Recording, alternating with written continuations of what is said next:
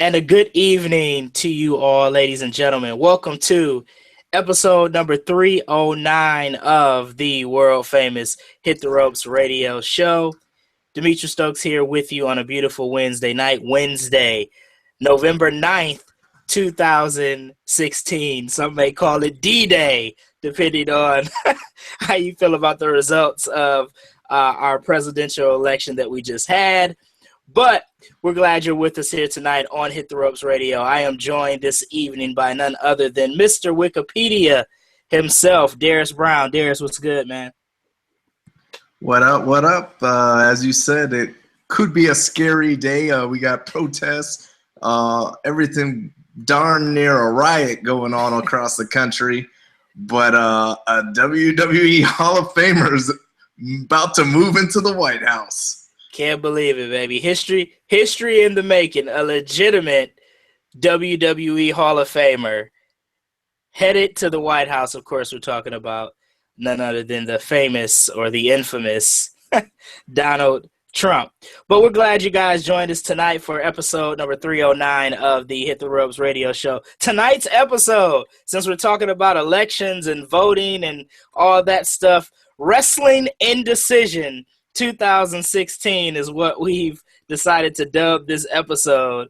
And basically, we're going to talk a little bit about who we think should be president and vice president, secretary of state, secretary of defense, if we were choosing people from the world of wrestling. If you guys want to chime in the chat room, of course, you guys can give us your thoughts on who in the world of wrestling would be a good president or a VP or secretary of state or secretary of defense. We'd be interested in hearing your thoughts. But Darius, before we get into some of these hot news items, tell everybody how they can keep in touch with the Hit the Ropes radio crew on social media and online.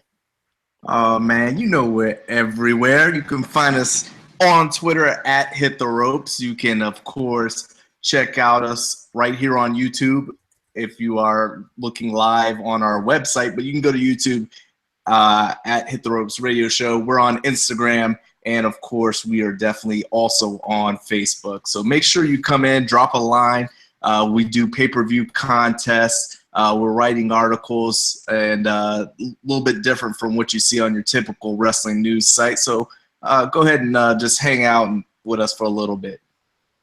Yeah, most definitely. We give you not just show recaps, not just rumors and things of that nature, but we actually give you some thought-provoking wrestling articles written by some of the greats, like Darius Brown, who has been endorsed by one Chris Jericho.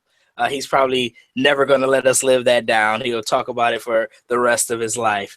But we got some great writers, and we're always looking for writers. So if you go to the website, hittheropesradio.com, there's actually a tab at the top of the page where if you are interested, I should say, in some freelance, keyword there being free, freelance wrestling writing, you can join the team right here at Hit the Ropes Radio and give your thoughts on all the happenings going on in the world of professional wrestling. So, moving on, in the news, obviously there's some obvious news, but we're not going to get into any of that tonight per se. But we're in the wrestling news. Darius, I want to get your thoughts on this because this one is kind of big, right? Kevin Nash, of course, a.k.a. Big Sexy, Big Daddy Cool, whatever you want to call him, appeared on a podcast, the Kevin Gill Show. I'm not familiar with that. I'm not sure if you are, but he appeared on the Kevin Gill Show alongside Scott Hall and Sean Waltman, a.k.a. X-Pac, Six, whatever you want to call him. And during the interview, he revealed that Shawn Michaels is now the new head of the WWE Performance Center and will be moving to Florida for the job. I want to get your thoughts on this because Kevin Nash feels that the game has just rose to a whole nother level now that Shawn Michaels is in charge. Everything's going to improve down there in Florida. NXT is going to be off the chain. What say you? Shawn Michaels, the new head of the WWE Performance Center. And it sounds good. I'm sure it's going to look good once the greatest in-ring performer of all time is doing big things and popping right here in my new hometown of Orlando, Florida. So let's just look at his track record. Outside of being a great professional wrestler, he's also apparently a pretty darn good trainer. He had his own wrestling school. Excuse me. At the time, he was dealing with that back injury. He retired and opened up his own school, and he was actually getting in the ring and working with these guys a good little bit, even with the back injury. And he turned out, the likes of Daniel Bryan and Brian Kendrick, Paul London, Lance Cade. So his school was only open for a very, very short time, but yet he had some pretty significant results.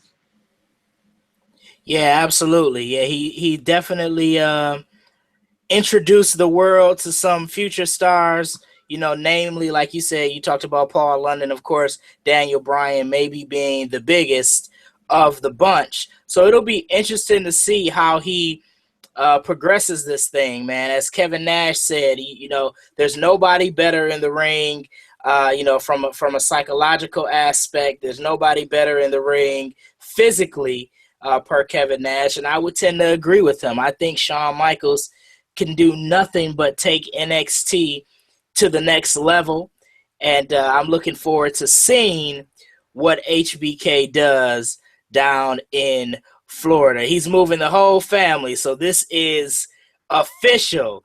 He's moving the whole family from Texas to Florida. Darius, you're going to have a new neighbor, possibly. You and Shawn Michaels hanging out down in the big O, Orlando, Florida. Maybe at Chick-fil-A or Buffalo Wild Wings or something. Because, of course, you are a superstar, so says Chris Jericho. So, Shawn Michaels on his way to NXT, on his way to running the WWE Performance Center. I got to give it a thumbs up. I can't think of any negatives that I could give about that, because Shawn Michaels is one of the greatest of all time, no doubt. Also in the news, this from last night's episode of Smackdown. Of course, we know that Survivor Series is coming up here, in about a week and a half or so.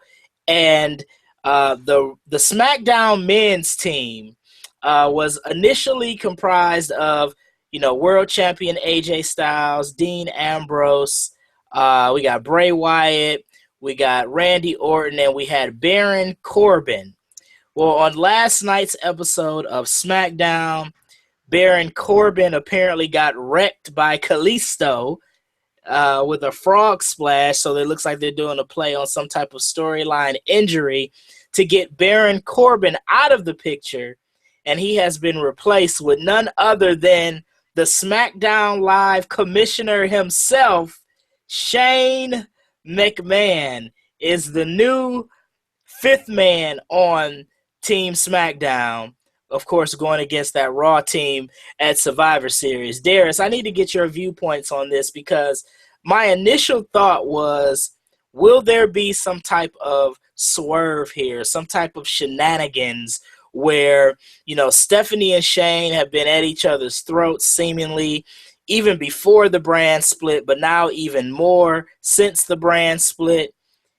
Is this some type of swerve where Shane and Stephanie ultimately, and maybe even sprinkle Triple H in there, ultimately join forces to take over all of the WWE? Or is this just simply a Shane's on Team SmackDown trying to help Team Blue defeat the red team over at Raw? There's a lot of different angles this could go.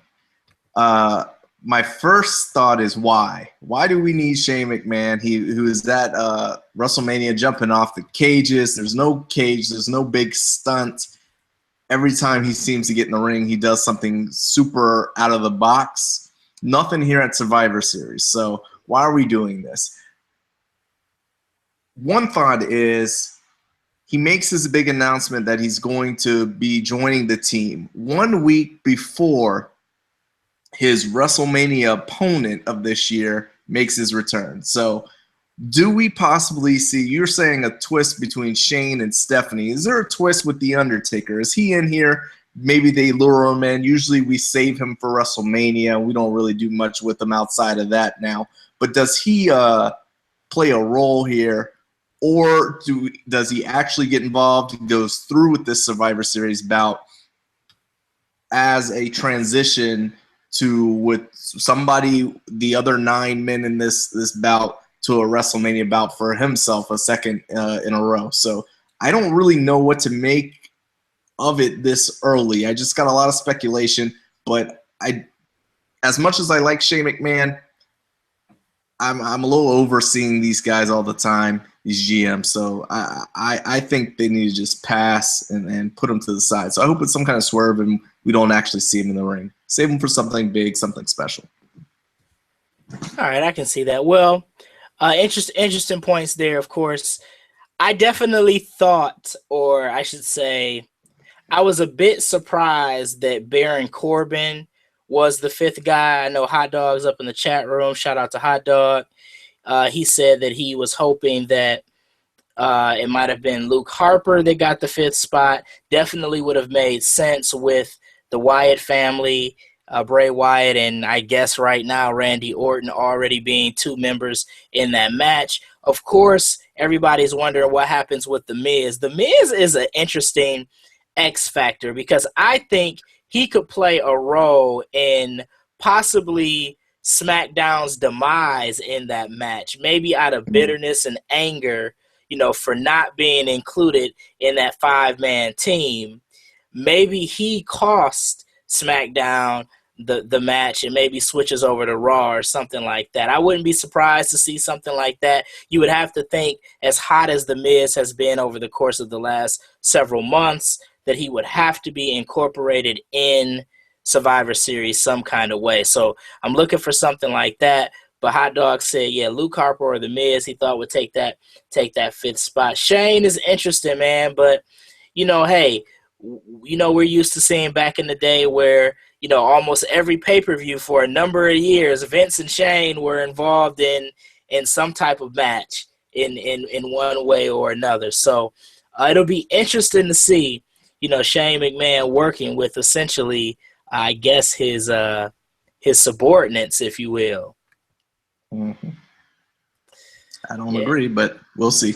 All right. Well, moving on here to something else even more interesting. Our last in the news item of the day, and we'll go to shift gears to the craziness that was the presidential election last night. And one wrestler in particular actually legitimately got presidential votes last night. Thousands of them actually. Got a phone call from U.S. government officials confirming that he actually got presidential votes. And I'm talking about the broken one himself, Matt Hardy. Thousands of people voted for Matt Hardy. Now, granted, he probably didn't get more votes than Harambe, who allegedly got like 15,000 votes in the election. But Matt Hardy, could he be? And I don't want to steal anyone's thunder because we're going to do our InDecision 2016, give you our candidates from the world of wrestling for all of the important offices. But Matt Hardy, man, if Matt Hardy ran for president, Darius Brown, would you vote for him? Well, I mean, we're looking at the opposition, right? We're looking at Trump and Hillary. And then we got broken Matt Hardy, who he makes promises. He says he's going to delete his opponents in competition, and then he goes out and does it. I mean, the man doesn't lie. He is, I think, fluent in Spanish as well. I'm pretty sure he and Senior Benjamin, they've got something going on. He's into, technology. I'm pretty sure his little, I forget what he calls it, his little robots that are flying around, and I think they can go to outer space. I'm pretty sure they have those abilities and powers since he can speak to them.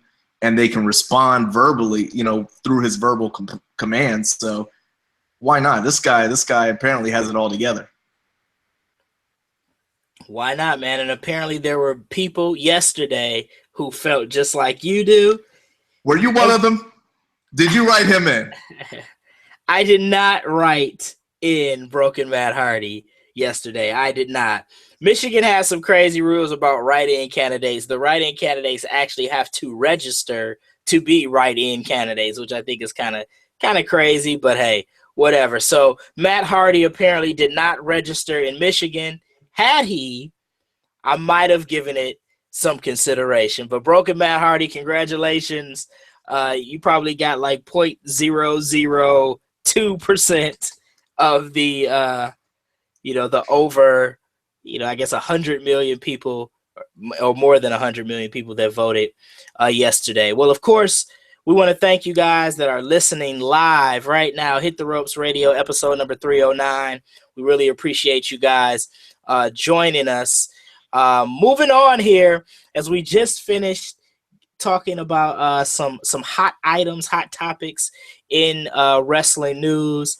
Darius, you got a little topic that you want to touch on as it relates to the WWE Cruiserweight division. Things are getting a bit interesting in the Cruiserweight division, and some things may come to a head at Survivor Series. Yes. Well, we've seen it kind of building up on SmackDown. There's been a challenge issued. First, it was Dolph Ziggler versus Sami Zayn for the Intercontinental Challenge. And if that's going to go down, we're going to have a brand versus brand challenge. Then we've got to have one for the Cruiserweight title, currently held by Brian Kendrick. And SmackDown's Kalisto, I hate his name because I always mess it up. As Kalisto. You guys know I mess up. Kalisto. Clearly, you're not fluent in Spanish like Broken Matt Hardy. I just give it an Italian accent. So, so Kalisto is going to be accepting that challenge on SmackDown's behalf, with the winner getting to keep the entire division onto their brand. So if Raw wins, of course, everything stays as is. Brian Kendrick's the champ. He remains on Raw. Kalisto wins. Everybody, including that new Cruiserweight title, goes over to SmackDown. So I think that's interesting. And I think that I think they've already spoiled it, though. So I think that's a little bit of a problem, since they have announced that the 205 Live, which is the new Cruiserweight Hour special on WWE Network, is going to be taped the same day as SmackDown. Oh. Now, tell me, Stokes, does it make sense for them to run the Cruiserweight brand only special on SmackDown if they're going to keep the entire division on Monday nights on Raw?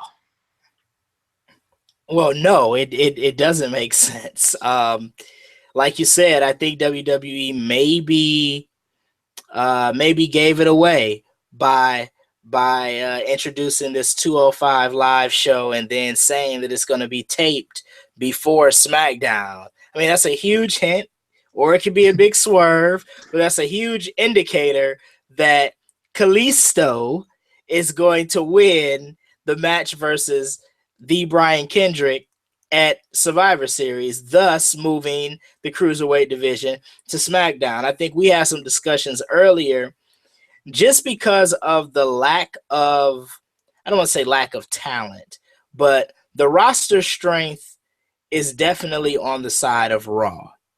So it would actually make sense to bring the Cruiserweights over to SmackDown, considering that SmackDown, I guess, technically speaking, is the second tier show, quote unquote.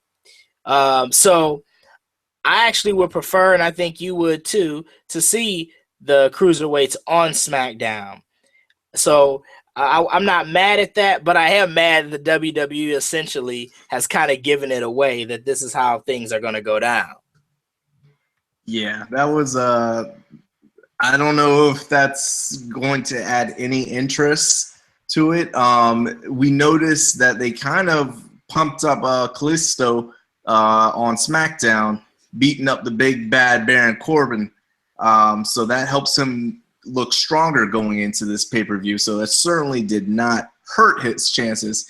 And we were all thinking when we heard that cruiserweights were going to be on Raw from the jump, why isn't he on that brand? Why is he on SmackDown stranded when he could certainly add some sparks and appeal to that cruiserweight division? So, this is good for him.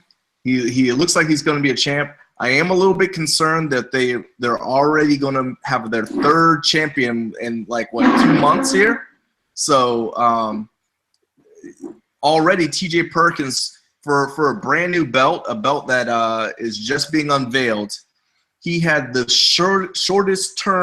shortest reign ever out of any champion. You're talking television champion, U.S., Intercontinental, Tag Team Championships, like any new belt that has ever been released to the public, or not to the public, but presented in WWE history. They have not lost their title as quick as T.J. Perkins did. Only one person, I think it was Buddy Rose or something that's before my time when he won the WWE title initially, but there was speculation that they didn't want him to have the title anyway. So, my point is, what's going on with this division?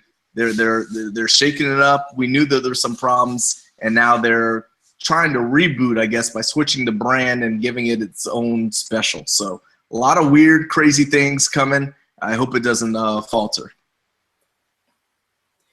Yeah, definitely. We'll see how it all goes down here in the cruiserweight division. Like you said, the title switching hands so often is a bit alarming. I thought putting the belt on Brian Kendrick was a good move just because, he has a little more name recognition with the crowd. He's playing the heel character. TJ Perkins just wasn't doing it personally for me. I like his in-ring ability. But Brian Kendrick being the champ was a good look. Now, if they take the title off of him and put it on Kalisto, it kind of makes him look weak. I know really he's the old, wily veteran, if you will, of the cruiserweight division. So he probably was just a stopgap for some of this up and coming new talent anyway. So we'll see how it all breaks down. But all signs point to the cruiserweight division moving over to SmackDown. Absolutely. All right. So, and of course, Shane in the chat room chimes in and says that Corbin can always cost Kalisto the match. I guess he means the match there at Survivor Series. I guess so. If they want to build that feud, build some type of feud with Kalisto and Baron Corbin. I want to touch a little bit on this 205 Live, though, the new show that is coming to the WWE Network that is going to be exclusively for the cruiserweights. I'm guessing it's going to be about an hour-long show, probably something similar to what NXT is. So my question was going to be, do they have enough cruiserweights to actually carry a show? But I guess if they keep it at an hour, which I would anticipate they would on the network, they probably have enough guys to pull it off. What do you think about that? I definitely would say they have enough. I don't know how many of the Cruiserweight Classic guys they've actually signed. We saw Noam Dar just made his debut this week. So they're trying to, I guess, ramp those guys up. And they've got, I think, a couple people. We've had a bunch of tryouts. I don't know if over in Europe, I don't know if any of those guys will transition over quickly. But I think with just the stable that they've got from the Classic, combined with some of the veterans, they have Sin Cara, they have Kalisto, of course, as we've been speaking about. So I think they're okay for now. I think what they really need to do is they don't really have to worry about the number of competitors. Let's worry about giving them some quality storylines, something for us to actually sink our teeth into. Brian Kendrick, he's really the only massive heel. Maybe we have Tony Nese who will be joining. I don't know. I've heard that they've dropped his the copyright for his gimmick or his name or something in that realm. So I don't know if he's coming or going. Same with Drew Gulak. Same scenario. So I don't know if hopefully they're maintaining these guys, because these are some of the top guys that I think will come in and be a big help to this division. Yeah, definitely. I actually am a big Tony Nese fan. I actually like what he does in the ring. I actually like his gimmick. Is it Gulak? Drew Gulak? You know me in names. Yeah, I he's cool too. I know Shane is a humongous fan of Run One Rich Swann. Great in ring. I absolutely loathe the gimmick, but it is what it is. He it's looks perfect like for the WWE though. Oh my gosh. Yes, because every brother has to dance and do the moonwalk for every gimmick. Carmella does the moonwalk. Oh god. That's horrible too. They need to make a general rule that no WWE superstar can do the moonwalk as a part of any of their gimmicks. But and it looks like Rich Swann was maybe getting in the title picture because he got a couple of wins on Brian Kendrick, which is another area which I touched on earlier, kind of making Kendrick look weak, kind of losing twice in non-title fights, and then if he goes on the Survivor Series and loses to Kalisto, that's just not a good look for him. But like you said, they probably have enough guys to pull it off the 205 live show on the WWE network. Because that's probably 3 matches. Because NXT is usually like a couple of in-ring segments, a few matches, and then the show is over. Maybe what we'll actually get to see, which may be the reason they're doing this show, is for some character development. Help us to get to know these guys, get used to some of these guys, what they're all about. So when they do appear on Raw or SmackDown, because my understanding is they will still appear on whatever brand they ultimately end up on, in addition to the 205 live show. So when they do appear on SmackDown or Raw, we already have some knowledge about them, kind of like the superstars that come up from NXT. So absolutely, it's definitely much needed. And I've read on Twitter, people complaining about them separating the cruiserweights, and this is diminishing them somehow by giving them their own ring ropes and lighting and all this stuff. Do you feel that that in any way, by separating them from the entire roster, is a bad thing? Well, I guess you can look at it one or two ways. I guess you can look at it. I understand that point of view. It's like, hey, they're part of the entire show just like everyone else. Just let them come out and wrestle in the same same ring setup that everyone else wrestles in. But then on the flip side of it, if I'm one of the cruiserweights in the WWE, I'm like, hey, this is something exclusive to us. We have our own, ring ropes. We got our own little setup. So I see both points of view. It doesn't bother me, I guess, per se. The purple is interesting, but I guess it is what it is. But no, it doesn't particularly bother me. But I do understand the sentiment that, hey, they're part of Raw. Just let them wrestle with the same stuff that Raw wrestles with. What are your thoughts on that? I think it's okay. I mean, they're obviously trying to highlight them, not make them the stupid stepchild of the division or anything like that. So it's okay to be different. I mean, they need to embrace that they're trying to separate them, kind of put them on a pedestal, if you ask me. So I think it's all good. Yes, indeed. Yes, indeed. All right. Well, one thing I wanted to touch on that I actually wanted to bring up in the news segment that I did not bring up, and I'll get your thoughts on this before we go into InDecision 2016. I feel like we need some type of like NBC or CNN music or something. But SmackDown has done something interesting, has done something maybe unprecedented in terms of the broadcast team. They added a fourth person. So now the SmackDown live broadcast team is Mauro Ranallo, JBL, David Otunga, and now Tom Phillips. Tom Phillips is good. I like his chemistry with Corey Graves on NXT. I think he does a good job. But you know, they say two's company, three's a crowd. What the heck is four? Forrest, stop. You've gone too far. What the heck? Four guys, really? I mean, we have done this show for years with three. We did it for so we know the dynamic, how you have to be able to get everybody's voice heard and fit in and not step over each other's toes when we're trying to speak.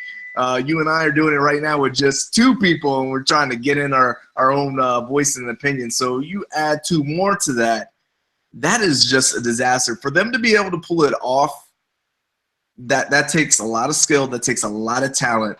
But I would assume this is, I don't know. Obviously, Vince hasn't returned my calls lately. I've been trying to get the inside track on this, but my thought is this: they love Tom Phillips so much. Maybe he's had some recruiters after him. Maybe somebody's been knocking on Tom Phillips' door and saying, "Hey, buddy, we like what you're doing over there in Connecticut, but you know, here's a little bit more paper. Maybe you come do your thing over with us." And as a defense to that, they like him, they want to keep him. Let's go ahead and start bringing him up along. Let's speed it up a little faster and start grooming him a little more by giving him some SmackDown love. So that's the only thing I can think of. They're probably trying to save Mr. Phillips and keep him happy. Maybe he's not being recruited, but they know his ambition, and that's why we're stuck with four. But somebody's got to go. Yeah. It's interesting because he does NXT, Tom Phillips. He's also going to be the play-by-play guy for 205 Live. So he will be in those two roles. But now you bring him on SmackDown, which essentially he's a play-by-play announcer. So essentially he's another Mauro Ranallo, because JBL and David Otunga are the color guys. So they kind of, give you that wrestler's insight, if you will, on what's going on. It's just strange, man. Four guys. I remember when it was very awkward when they had JR and Michael Cole on the same broadcast team. I don't know if you remember that with Raw some years back, because they're essentially the same type of announcer. They're play-by-play announcers. So it was really strange to have. And I think at that time, if I'm not mistaken, the team was JR, Cole, and King, I think. So it's just an awkward thing to have not only two play-by-play announcers, but then two color guys. So a four-person announce team. And as Hot Dog alluded to in the chat room, if anybody on that foursome is going to go, it's probably going to be David Otunga, because he definitely is. He's starting to grow on me week by week. But when I first heard him, I was like, oh, my gosh, this guy is awful. Like, they need to get him off. He was like Booker T bad. Like, Booker T was bad, but David Otunga is worse. And it was just like, man, we need to get him off. But as he goes on week by week, I don't know if I'm just used to it or if he's legitimately getting better. But if anybody goes, maybe it's him, but then you run into that same scenario where you have two play-by-play guys still. You got Mauro Ranallo and you got Tom Phillips. So I don't know what's going on. Like you said, maybe they're trying to appease him. Maybe they're trying to groom him. They see him as a great talent. I didn't realize he's been with the WWE since 2012. I'm like, man, what was he doing? Like, I just remember him over the course of the last couple of years. I don't remember him, I would say pre-2015. Yeah, I don't know. I guess he's doing backstage segments, maybe doing some of the online. I don't really know. He seems like he's been around forever, but I don't know. I guess I haven't been paying too much attention to Mr. Phillips. Yeah, I guess he does. I guess now that I think about it, he does. He was doing a lot of like the backstage interviews at Raw, and they got a couple of new ladies there, kind of filling those roles. But it'll be interesting to see. I actually, admittedly, didn't see Smackdown this week, so I didn't get to listen to the dynamic of the 4-man team. But I'll make sure that I go back and watch and kind of get an idea of how it's all working out. Now, if they split them up, right? Like if they took Mauro Ranallo and put him with JBL, and maybe Tom Phillips and put him with, David Otunga, and they like alternated matches or something like that. Maybe that works, because then you don't got 4 guys trying to talk, trying to give their points of views all at the same time. But again, that just seems like that would be a waste. Why do that? But I mean, I guess it's an idea that I just thought of and felt the need to throw out there. So we'll see. We'll see how the dynamic works out. Maybe it works, but I'm tending to lean towards maybe it doesn't. So yes, somebody's got to go. Yeah, somebody's got to go. It's like I forget what show. It's like a radio show or something that I've heard. And they say they do one's gotta go, and like they'll name like 4 rappers. I think one time I saw it. I think it was like Hot Night Ebro in the Morning, which is like on Hot 97 in New York, and they had like 4 rappers, right. And one has to go, and they named like the 4 greatest rappers of all time. It's like Tupac, Biggie Smalls, Jay-Z, and it's like, oh man, which one do you eliminate? So maybe that's a cool segment. We might have to do a one's gotta go for wrestling. Hey, look at that. There we go. Coming up with ideas impromptu. We'll have to add that to the old call sheet for one of these future episodes of Hit the Ropes Radio. But this is indeed episode 309 of the Hit the Ropes Radio show. And we're going to get into this segment now, Darius. Yesterday was election day. Many people, millions and millions of people made their way to the polls and voted. Millions and millions of people woke up this morning thinking they were in a nightmare.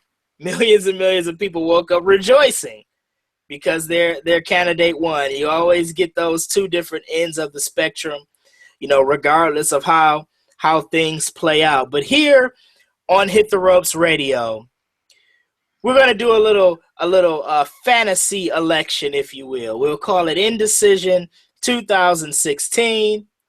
We are going to pick our presidential candidate, our vice presidential candidate, and 2 members of the cabinet. No, not JBL's cabinet from back in the day with one Orlando Jordan on it. But how about that? Yeah, there you go. Look at that. All right. So we're gonna pick a cabinet, a Secretary of State, Secretary of Defense, to work alongside the president and vice president of, I don't know what, the HTR Nebula. I don't know whatever. But let's start with the Secretary of Defense. If you were putting together this team, if you will, from the world of wrestling, who would be your ideal candidate for the Secretary of Defense? Secretary of Defense. Now, this person is one-on-one with the president, advising the president of what actions need to be taken. There's only one person for this job, Stoker. That person is Lana. Lana would be Lana, yes. What do you mean, Lana? Of course, she's the Secretary of Defense. Why? She's already well skilled and well versed at sending out attacking orders. She's always telling her man she needs to attack. She would have no problem sending the U.S. Army, the Navy, the Special Forces going out to crush North Korea, China, anybody that we have problems with. And guess what? Y'all talking about that orange guy having good relations with Russia? Come on. Lana has great relations with Russia. So she would definitely be an excellent candidate for the Secretary of Defense. That orange guy? Of course, that orange guy would be, of course, the president-elect. Yeah, I hope the Secret Service aren't listening in. Yeah, hopefully not. You're gonna get a knock on your door that this might be Darius's last episode on Hit the Ropes Radio. It's nice knowing you, bro. Hot Dog has a great Secretary of Defense in the chat room. What is it? Brock Lesnar. Brock Lesnar as the Secretary of Defense. He's a one-man army, according to Hot Dog in the chat room. That is actually a great selection for Secretary of Defense. My Secretary of Defense is someone who has fought the establishment and won. Someone who is Teflon. Someone who has defeated the odds, like I said, fought against the establishment and won. I am talking about none other than the chairman of the board himself, Vincent Kennedy McMahon, for Secretary of Defense. Anybody who can beat the federal government in a steroid lawsuit and get off. He's Teflon. He has great negotiating skills, as we know from his acquisitions of pretty much every wrestling promotion that has ever existed in life. He owns all of the libraries. He is a skilled negotiator, a Teflon Don, if you will. And that's why I believe that Vincent Kennedy McMahon would be the perfect Secretary of Defense. And he is my Secretary of Defense on the cabinet of the Stokester, if you will. So good choices there, man. Lana, Vince McMahon, Hot Dog in the chat room with Brock Lesnar. Those are all good candidates. Your Lana reasoning was great. I'll give you credit for that. I don't know if I buy it, but the reasoning was very logical. Now let's shift gears to the Secretary of State. I'm going to start with mine. I'll give you my Secretary of State. This person, if you watched Monday Night Raw, you may know where I'm going with this. The Secretary of State is someone that has to be diplomatic. Someone who can go from city to city, state to state, country to country, and get love from the people. Not necessarily, I guess they don't have to get love, but they have to get respect. The orange guy again? No, not the orange guy again. They have to get respect and adoration from the people. So much so that maybe crowds of thousands sing songs about you. I'm talking about Bayley. Bayley is my nominee for Secretary of State. People love Bayley, no matter where she goes. Did you hear that crowd in Glasgow on Monday night? They were singing her praises. Charlotte was getting all ticked off, couldn't even finish her promo.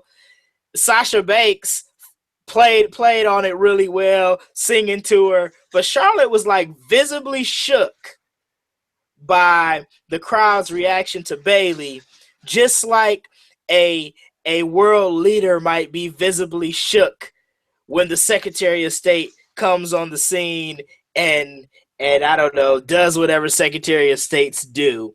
But a diplomatic person, someone who can reach across the aisle, reach across the nation, the world, and unify world leadership. I'm talking about a hugger. A hugger. It's Bailey for Secretary of State. Okay, fair enough.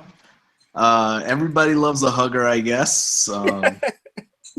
Why not? Why not, Bailey? Now that's a good one, but I'm gonna give you a great one. In my cabinet for Secretary of State is none other than the man, Cesaro. Cesaro would be an excellent Secretary of State, and here's why. The Secretary of State, he's the president's right-hand man when it comes to foreign affairs. This dude speaks, 52 languages? I'm pretty sure English, French, German, Italian, Swiss German. He does it all. I was hoping that you would name all 52 languages that he speaks. I had to stop there for time restraints. Otherwise, we could be here for a minute. So I'll keep it to those 5 or 6. And I'll also tell you that he has excellent international relations. I'm talking about TJ Wilson, Tyson Kidd, as you may know him.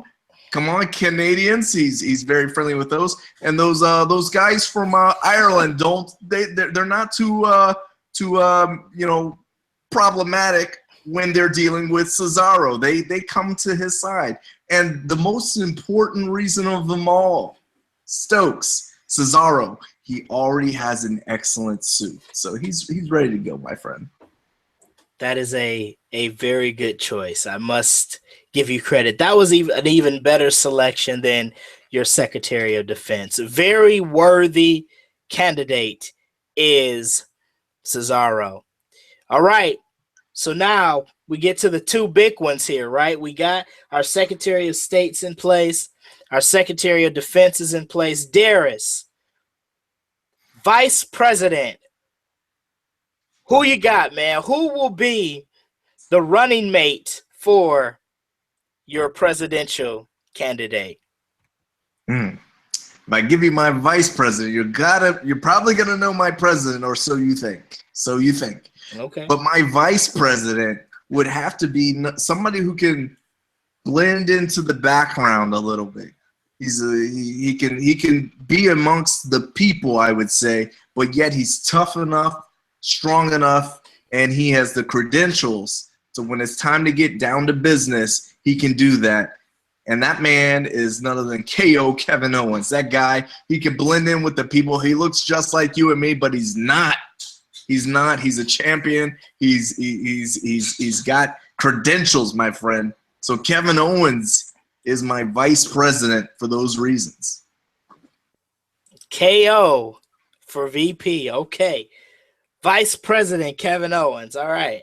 To go along with Universal Champion. So I think I might know who your president is, but I'm not going to steal your thunder. I'm just going to go into my vice presidential candidate. And I had to think about this a little bit because honestly, I couldn't come up with anyone.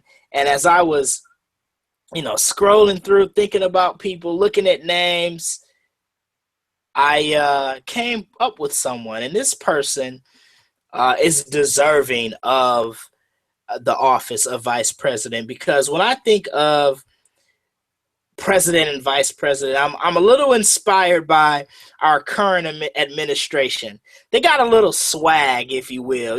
President Obama, contrary to what people may think about him, and I'm not going to get into political policies and any of that stuff, but the guy has some swag. The guy is kind of cool. He's probably cooler than any other president I've seen in my lifetime, right? And then he's got old cool Joe Biden by his side. The old man, he's kind of smooth, kind of cool, talks a little slick. So I'm like, man, I need to get somebody who has some swag, who's a bit of a slick talker in that office of vice president. I need somebody that is a boss. That's right. They wouldn't elect a female yesterday, but we're going to have a female vice president. and I'm going with the boss, Sasha Banks. She's got pink hair. She comes out with fake jewelry on and cool glasses. She's got all types of swag. She does that little thing with her hand. I don't know exactly what it is, but she does it well. And you need a boss. You need somebody that's going to lay the smacketh down on all the other nation's candy you-know-whats. And I really think that Sasha Banks would pull it off. So I'm going with the boss for vice president. Now you know some people are gonna be calling your VP ratchet, but that's all right. That's all right. Hey. Little ratchet ain't never hurt nobody. That's all I'm saying. But hey, Sasha's not ratchet. She is a dignified, diplomatic woman. So haters gonna hate. She's the boss. And she's the boss. She can do what she wants. She can do what she want to do, man. But yeah, let's go. President. Here we go. Darius, you put together a great team. I gotta admit. You got a nice little squad here. Let's finish it off with a bang. President. Well, who would it be in the world of wrestling? Who you got? Now, with my vice president being KO, it would lead you to believe that there could be only one man for that role as the leader of the free world. And you'd be right. It is none other than Chris Jericho. I thought you were swerving before a minute. I was like, oh, it's going to be somebody else. There can be nobody else. Chris Jericho. Of course he's going to have his best friend as the vice president. That's only natural. But let's talk about his qualifications real quick. I don't know. He's a best-selling world author, so so he's definitely intelligent. That's one criteria I think we should have as a president. Also, he's bold enough, big enough, bad enough to put ISIS, Putin, anybody on the list. So for those reasons, Chris Jericho is my man. He's going to be the leader of the band. He's the leader of the nation. I got to go with Chris Jericho all the way. Wow, Chris Jericho, president. Now, this is a fantasy world, so I'm not going to point out to you the fact that we're in the United States and Chris Jericho's Canadian, as is Kevin Owens. But, I think his wasn't his mom born in Long Island? I'm pretty sure he's got duals. It can happen. It can happen. Yeah. I know. I remember initially, like when he first came on the scene, they used to introduce Jericho being from somewhere in New York. When he first came in the WWE, they would introduce him for being somewhere in New York. So yeah, I forget what city. And I think his pops played for like the Islanders or something, didn't he? I know his dad was like a professional hockey player. I don't know. One of them. Yeah. That's all we need. We just need a drop of American blood, and we can rewrite the Constitution. No problem. Just a drop, just a little, a driblet of American blood, and you can be president. All right. Mm-hmm. We're about to make history here. Uh-oh. We're about to make history here for my presidential choice. Now, we're gonna flash back. I'm the elder statesman. I'm the fogey, if you will, of the Hit the Ropes radio crew. So you may were only been like 2 years old back in 92. I don't know how old you were back then, but Bill Clinton was the president back then, and like Bill Clinton had a little swag. Obviously, I'm staying on this swag train. And one of the things that Bill Clinton had the ability to do was play the saxophone, right? Bill Clinton was a saxophone player. He famously played the saxophone on an episode of the old Arsenio Hall show back in the day. I'm really dating myself here, but I digress. So, with that in mind, I said, man, who out there has the ability to bring that type of swag? Maybe not a saxophone, but maybe a trombone, maybe a trumpet. So we're doing something unprecedented. Not one guy for president, we're establishing the Freebirds rule for president, and it's the new day, baby. New day. The new day for president. You got Xavier Woods with Francesca 2. You got Kofi Kingston. You got Big E. So not one, but two. Not two, but three presidents. And three black presidents. The world may explode if that were ever to happen in real life. They already had enough of one. Now you're going to give them three more? Oh, my God. The world would not know what to do with themselves. But the New Day, right? Their approval ratings are through the roof, right? They have very high approval ratings. People love them. They dance. They're great dancers. I don't know if you call that gyrating dancing. But they're great dancers, and they play trombones. They got a little swag. Can you imagine that? New Day and Sasha Banks on one ticket. Come on, man. You would have to go to the polls and punch your ticket for that duo, or actually that quartet, because it's four of them. You would have to. It ain't. I would. I admit that presidential candidate right there, that ain't booty. That ain't booty, man. And you got, oh my God, then you got bootios. They come to the inauguration giving out boxes of bootios to everybody. Instead of putting a hand on the Bible to be sworn in, they put their hand on a box of bootios and vow and proclaim never to be booty throughout their entire term as presidents. It's a beautiful thing. I might have to pitch this to the New Day. Maybe in 2020 they'll consider a presidential run. We can only hope. We can only pray. Please, God, New Day, run for president. That would rock. That would rock, my friend. That would rock. Pun intended. Definitely. Well, we want to thank you guys for joining us here for another exciting, exhilarating episode of Hit the Ropes Radio. Darius, before we part for the evening, do you have any final thoughts, any final words? Of course, I would like to tell our peeps to check us out at hittheropesradio.com for news, insight, and all things professional wrestling. And just as important, I don't know if you are listening to this on Stitcher, on iTunes, on Google Play, on Lisbon. If wherever you are listening to this podcast and my beautiful voice is gracing your eardrums, please remember to rate us 5 stars, leave a comment, leave a review, so that way we can move up these podcasting charts and we can continue to bring you great guests that we have done in the past. Go ahead and check us out if you have not on YouTube, and you can hear some of those great interviews that we have done and we will continue to do just for you.